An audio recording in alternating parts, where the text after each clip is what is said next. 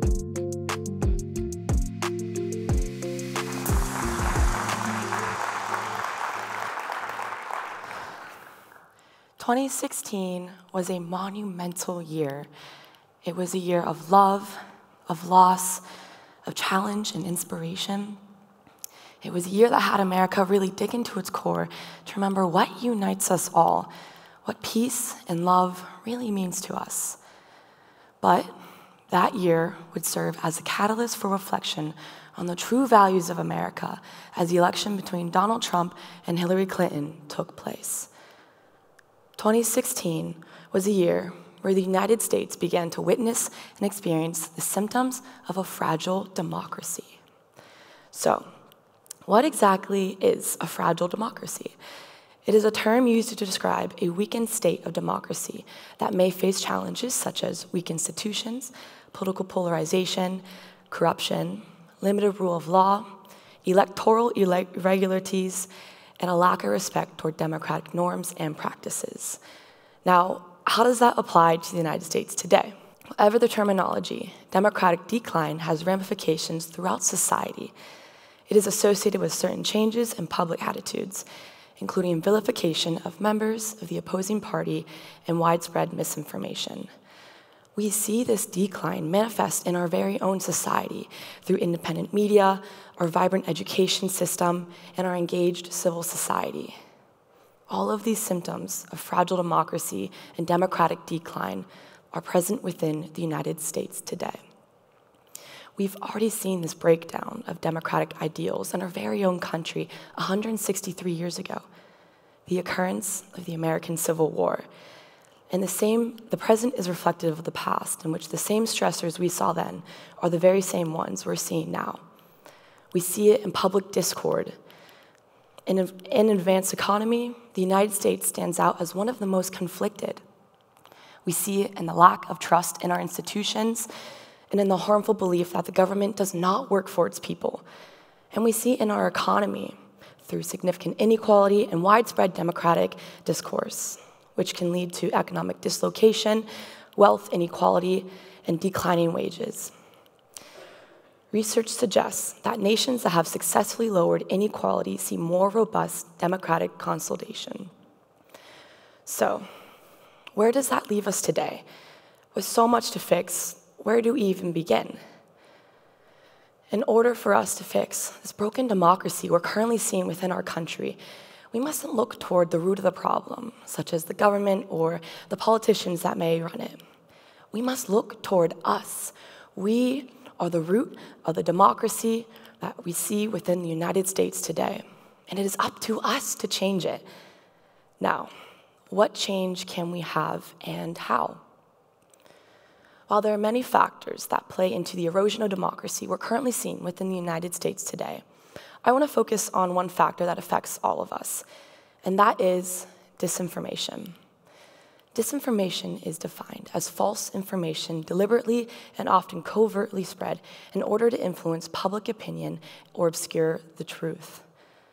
Disinformation not only invalidates the integrity of our electoral process, but impairs our freedom of expression and erodes our trust in media and digital literacy.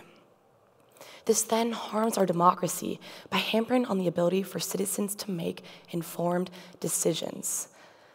Now, how can we combat disinformation? I offer you 3 solutions, starting with pre-bunking. Pre-bunking is defined as an anticipatory form of rumor control that takes a line of disinformation and publishes it alongside its refutation before it can be disseminated to a later body. With pre-bunking, you can build up your defenses and identify which information you're intaking is misleading or inaccurate. 2, education. This looks like breaking down the information you're ingesting, looking through the content, questioning the content, critically thinking through it, and ensuring the sources are reliable and trustworthy. And 3, if nothing else, I encourage you to take the space and step away. Especially when breaking news is being released, it can be hard to differentiate between breaking news, disinformation, and clean information. So I encourage you to take the space to be able to identify what that looks like. So now that we've been able to identify how to find clean information for ourselves, how can we act on it? You get out and you vote. By taking these small steps to building up our mental armor against disinformation, we, by voting, enact on change in our freedoms. We strengthen and participate in our democracy. Voting gives us agency. We are the heart of the government, and in our own hearts, we hold these personal values that are reflected on the ballot. By voting, we plug those values back into the society, into our country. And once we've enacted on our own civil duty, we take it to our communities, our family, our friends. We don't stop at just voting. We take it past the ballot. We encourage youth to run in elections. We speak truth to power. We've already seen this taking place, with Maxwell Frost from Florida being the first member of Gen Z to take Congress, and that is just the beginning. Now, who does this affect? This affects me. This affects you. This affects every citizen that calls themselves an American. Can you recall a time where you felt like your daily interactions, your day-to-day life, your perceptions on America were affected by the results of an election? For me, this was in the summer of 2022, when Roe v. Wade was overturned by the Supreme Court. It felt like a step forward by citizens had been dismantled. From local elections to national elections, we all are affected by the outcome of the ballot, regardless of candidate. It doesn't matter what side you lean on, but rather how you act on it. We are at a turning point right now, for better and for worse. We are no longer the country we were 246 years ago.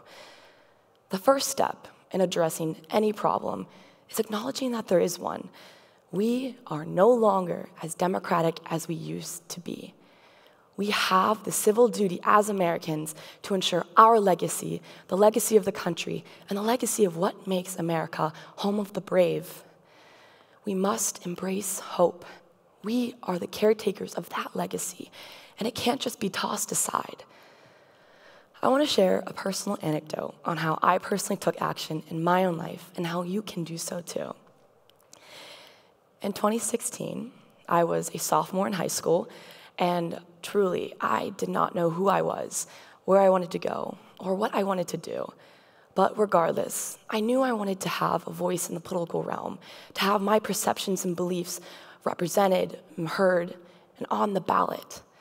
Although I could not vote as a sophomore in high school, as the election rolled around in 2020, I wanted to get involved in any way.